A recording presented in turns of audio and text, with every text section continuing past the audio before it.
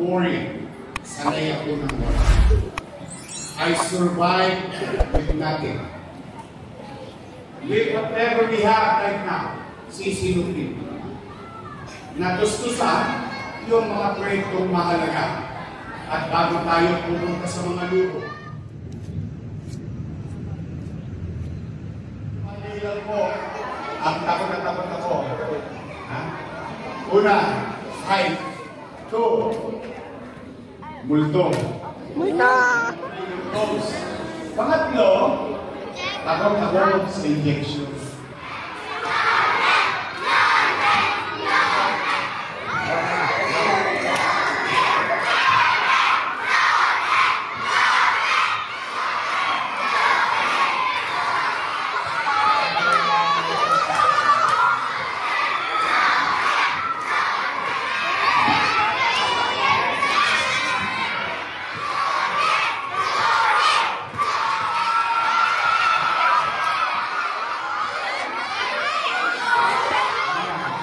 Sabi niya, kala niya private school. Itong Rosario Almario Elementary.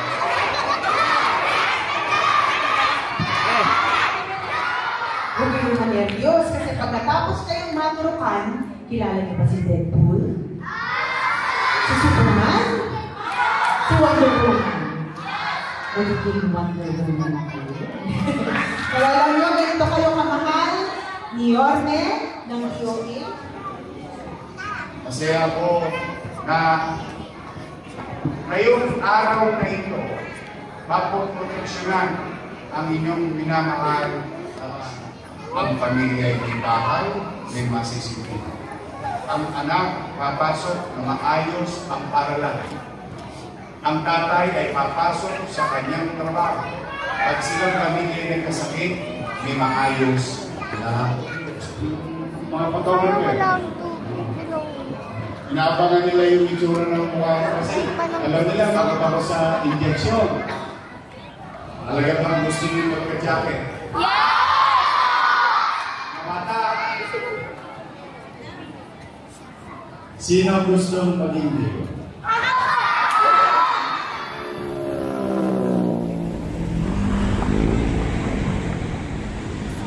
Maingit silang lahat!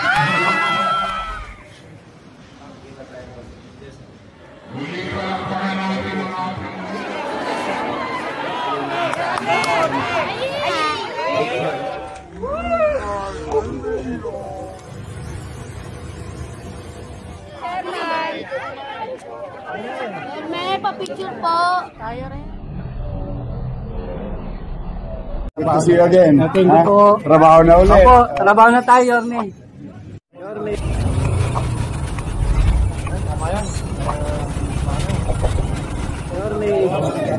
Yorme. Oh, good to see you again. Thank you po. Trabaho na ulit. Opo, trabaho na tayo, Yorme.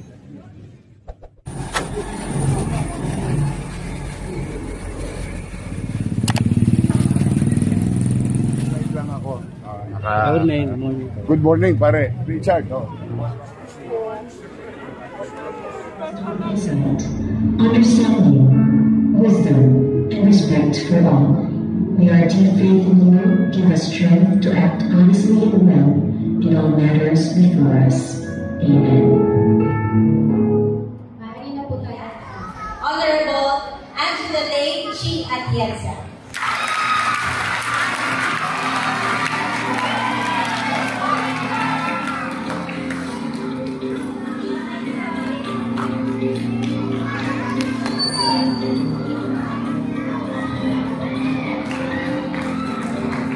Magandang umaga, mga bata. Kamusta kayo?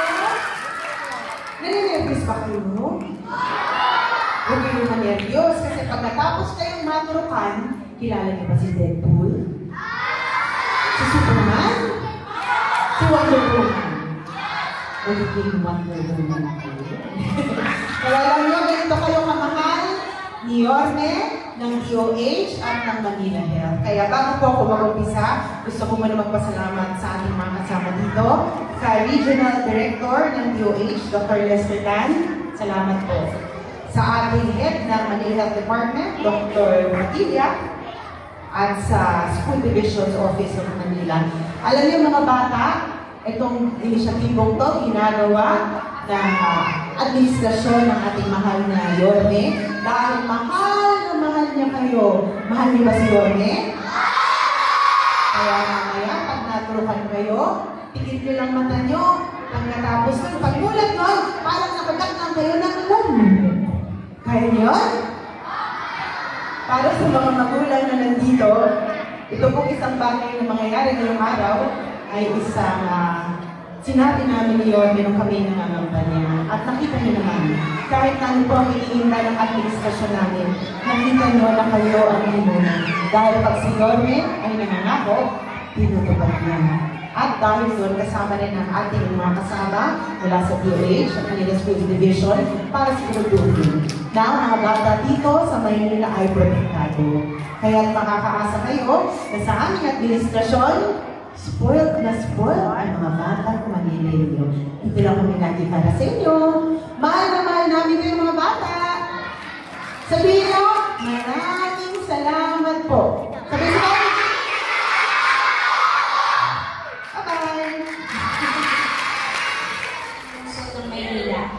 sa kanyang pamumuno, higit na pinagtitibay ang serbisyong pangkalusugan at edukasyon sa lungsod.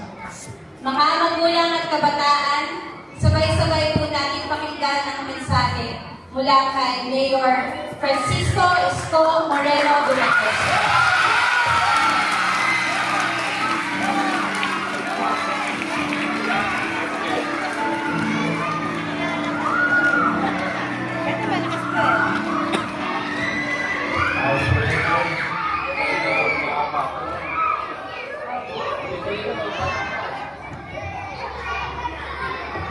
Sa ating pong mga partners Nakita rin kita sa wakas. from the national government, Department of Education, ang ating Superintendent Risa, pagpakan natin,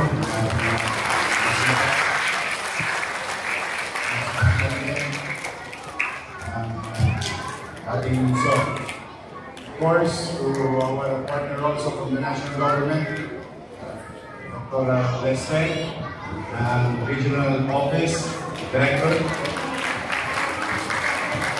at ang ating kaibigan noong kasagsagan ng pandemya, Dr. Paz, Assistant Secretary, siya kasama ko noong pandemya at ang Regional Office ng DOH. Sa lahat ng membro ng DepEd, DOH, maraming salamat sa inyo. Sa amin namang counterpart ng DOH, ang Manila Health Department, Dr. Padilla, our Director of Manila Health Department, and of course, members of the Sangguniang Panglungsod, Chair of Committee on Health, and members of the Health Board of the City of Manila. Ang pinaka-paboritong doktora ng District 1, Councilor Dr. Irma Alfonso.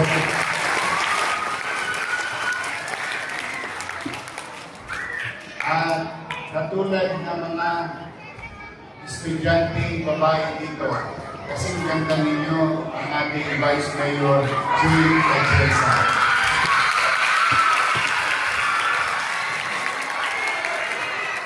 Sa mga guro, sa head ng clinic dito at mga magulang at bata na mag-aaral ng Rosario Almario. Ang kalusugan ay isa sa pangunahing kampanya ng laging nating pag-iikaya sa mamamayang tubig Manila Region. I, for one, is a believer of LBM. In the direction of the city in the next 10 years, our lives will focus on MBN, minimum basic needs, housing, education, jobs, and health. These are the four corners where our city will invest para sa pagpapataas ng antas ng katayuan ng ating mamamayan. Ang kalusugan ay napakalaga. Kung titignan nyo yung 4 na uri o 4 na focus ng inyong pamahalang lungsod, ay tingin ko naman pag yun napatupad, nabigyan ng sapat na atensyon, ay tingin ko naman po ang kalidad ng pamumuhay sa Maynila ay tataas. Ang pamilya ay may bahay, may masisipin. Ang anak papasok na maayos ang paralan. Ang tatay ay papasok sa kanyang trabaho. At silang pamilya ay nagkasakit, may maayos na hospital. So these are the things that I need kapag ito'y binigyan ng poon o ng pansin ng pamahalaan at doon namumunan ang pamahalaan tulad ng inyong paralan. Who would thought, even Director Lester kanina, sabi niya, kala niya private school. Itong Rosario Almario Elementary School. 4 po yan. We're about to finish. And I am dead set to finish the 4th school, which is the Magsaysay High School. And if you have time, Rector, you come visit also Maria Science High School, Albert Elementary School, and soon, hopefully, Rostiger, Lumanyel, tapos namin ng Magsaysay. So sa mga magulang na nandito, masaya ako para sa inyo. Masaya ako na ngayong araw na ito, mapoproteksyonan ang inyong minamahal na mga anak. Noong araw, anong tawag ko, Dr. Cornelio, PCP ko. Tinuturuan ka sa Senator. Tapos pag nagkamali, mamarking. Naalala ko yun. O ngayon mga bata, nagkarating ko kayo. Taas ang kamay ng takot sa injection.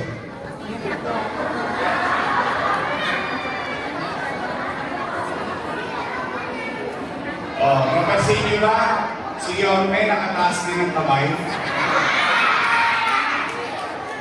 Opo.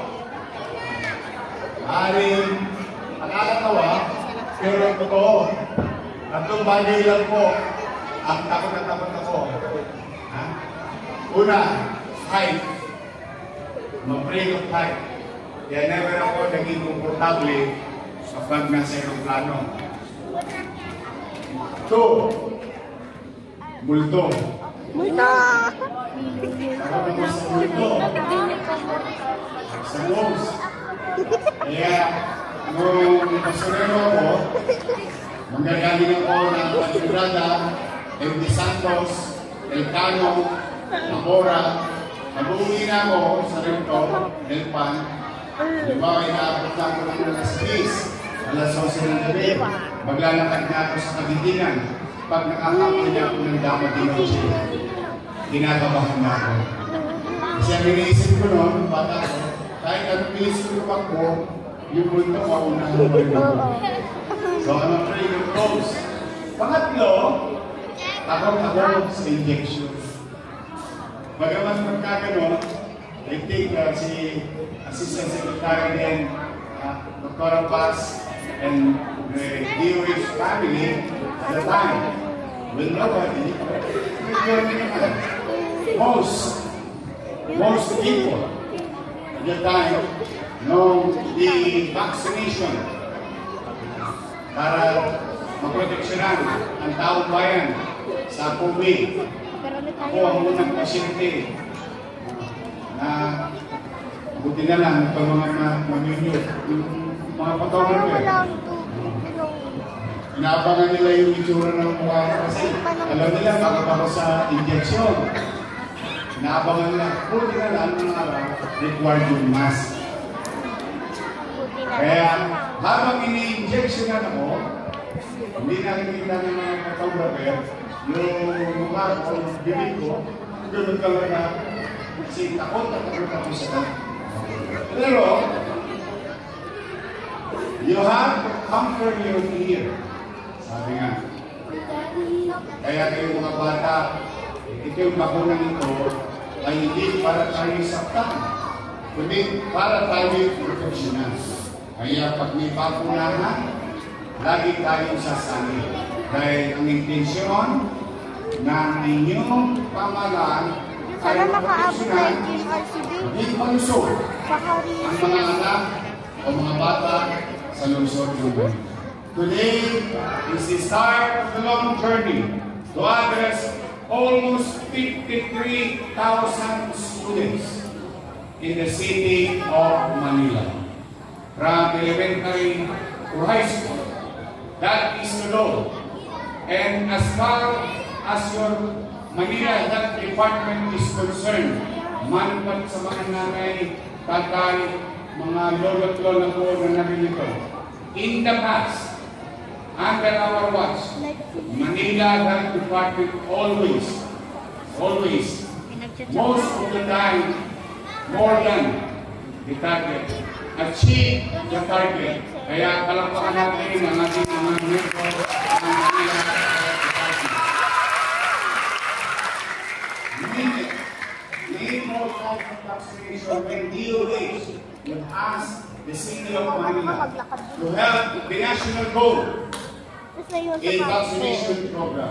Laging napagtatagumpayan ng Manila Health Department.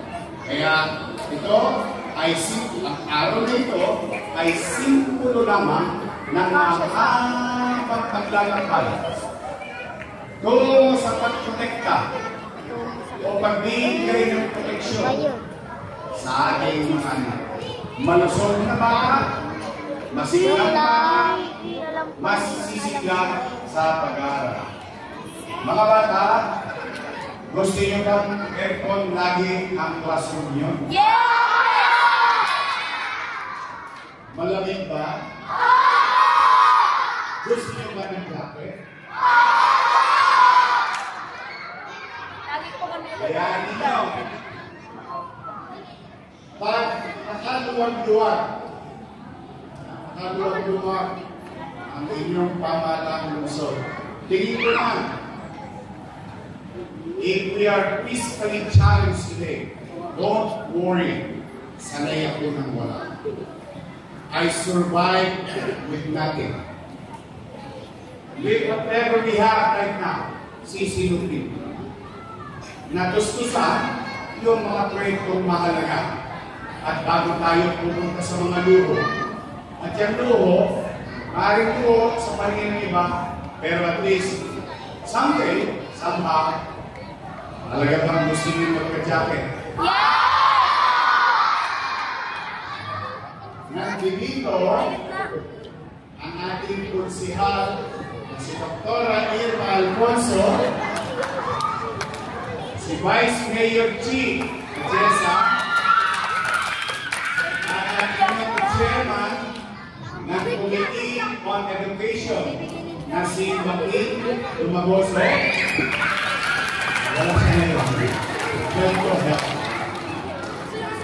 Ay aming pag-usapin kung tayo na sinop ng kaunti someday somehow hindi lang yung informe pati jacket pagkakaroon ng mga.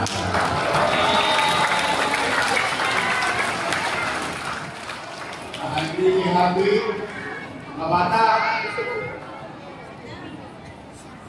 Sino gustong maging dito?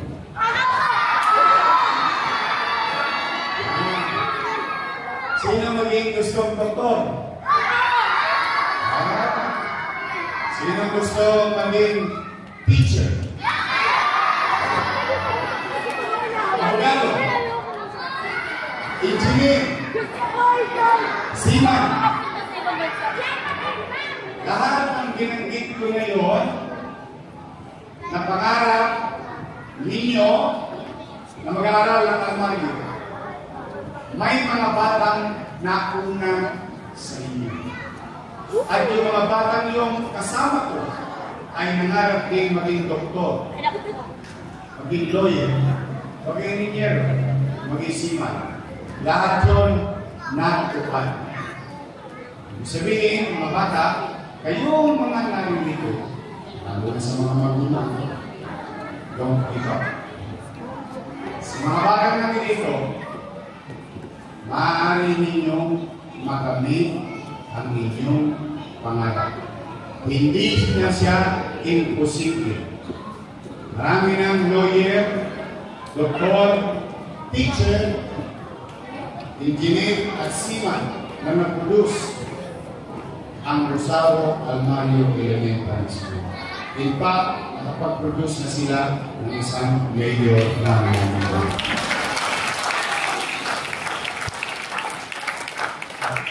Yorme, paano po ako magiging doktor? Yorme, paano po ako magiging engineer? Gusto niyo malaman ang sagot? Matulog ng maaga.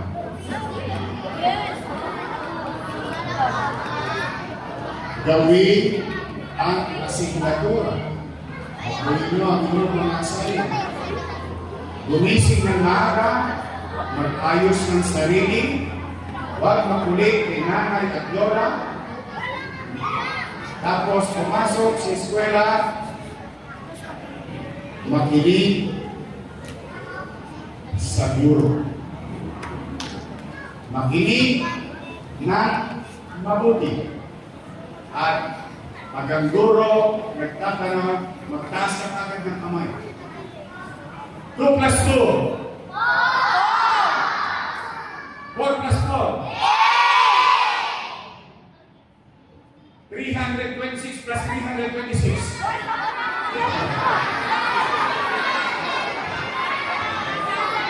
I love you mga bata. Importante, learning process. Ang isa sa pinakamahalaga ay makinig. Tapos, isishare ang sikreto natin. Mga bata, huwag niyo sasabihin ko sa mga teacher niyo. Secret, pwede secret? Pwede secret? Huwag may hiyang magtanong. If you don't know, kung hindi mo alam, if it is not clear, kung medyo nalilito ka, pwede ka magtaas ng kamay. Ma'am, sir, I cannot understand. Please explain further. O, pwede bang maliwanag ito? So, kasi sinabi ni Confucius, he was questioned is a fool to that moment. He who does not is a fool. Kaya pag mahiyang, matulog na maaga, gumawa ng signatura, pumasok ng maaga, makinig ng mabuti, sumagot, mag-participate, at magtanong. After that, magiging doktor na kayo lahat. Yes! Magiging lawyer na kayo lahat. Magiging engineer na kayo lahat.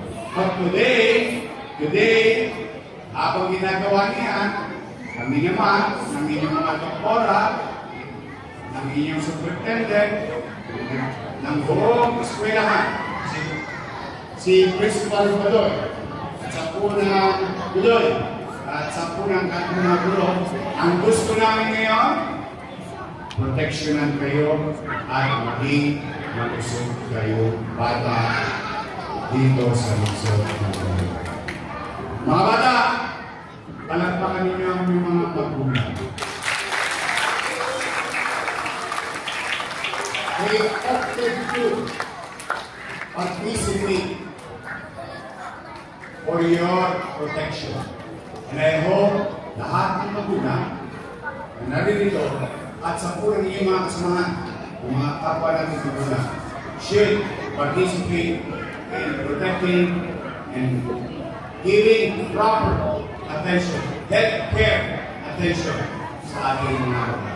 So, ito, ang inyong government, minimize it, at Museo ng Manila, lahat ng pamahalaan, nasyonal at lokal, ay maglalakbay na sa isang direksyon tungo sa pagpapahalaga ng kalusugan ng bawat batang Manila. Magandang araw at malayo po kayo ng comment pa. Sabay-sabay tayo mga bata. Manila! Manila! God first! Thank you.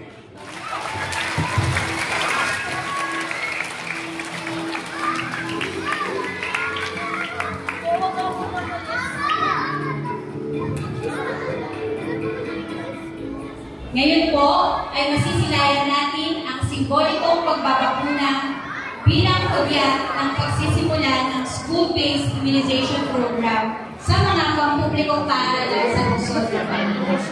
Kasama natin ang ating mga healthcare workers na magsasagawa ng ligtas at maayos na pagbabakuna sa mga piling ng araw. Narito po sa harap si Mayor Isko Moreno, kasama po si Dr. Grace Padilla, Vice Mayor Chief Enza, Councilor Irma Alfonso,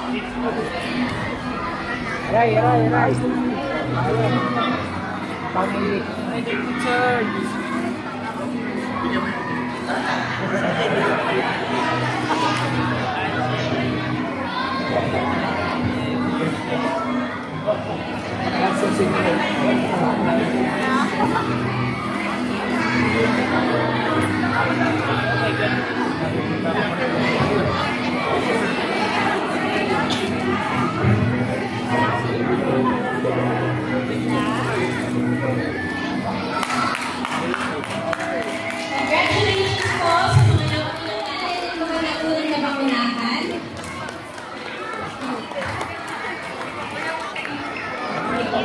Nanayahan po ang mga bisita ng Prophet sa state para sa mga photo. Kasama po yung mga nabakunahang bata. Good morning po, Ma'am.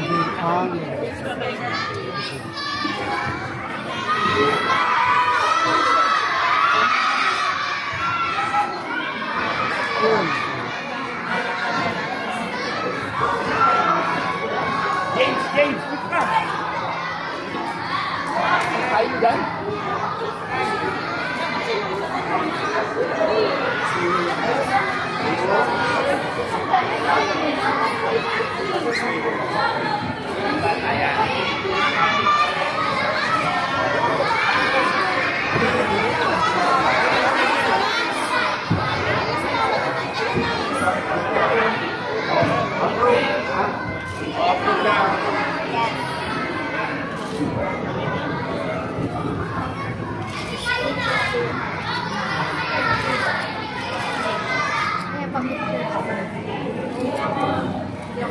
Pwede nyo na sabihin sa classmates na.